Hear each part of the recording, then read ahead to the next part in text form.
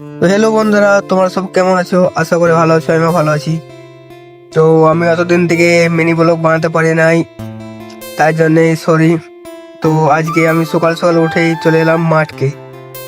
তোমরা দেখতেই পাচ্ছ আমি এখন মাঠে আছি, ধান কাটতে গেছি আমি, বৌদি আর ভাইপু। আমার তিনজনে মিলে এখন গেছি মাঠকে ধান কাটতে। এবছর কিন্তু ভালোই চাষ হয়েছে, কিন্তু ধানে যা রোগ লেগেছে না, ধান একবারে পুরো বরবাদ।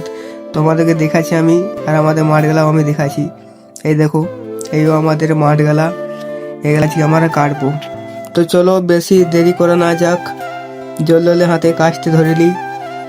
তো এই দেখো কাস্তে হাতে ধরে নিয়েছি, এবারে ধান কাটতে নামবো। তো তোমাদেরকে দেখাচ্ছি আমি কেমন ধান কাটি। আজকে আমার ক্যামেরাম্যান হলো আমার ভাইপু।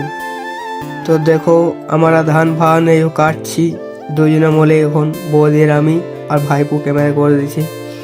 তো আমরা ধান কাটতে কাটতে খানিক বাদে আমাদের ঘরের লোকগুলা সবাই এলো, দাদা বাবা মা।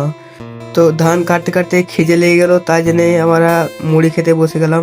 তো জলদি আমরা মুড়ি টুড়ি খেয়ে পদে ধান ফান জলদি কেটে পদে আমরা এখন যেছি ঘর। তো আমাদের ধান ফান কাটা হয়ে গেল। ঠিক আছে বন্ধুরা, আমার ব্লগ এখানেই শেষ। যদি ব্লগটা ভালো লেগেছে তো একটি লাইক করে দেবে প্লিজ।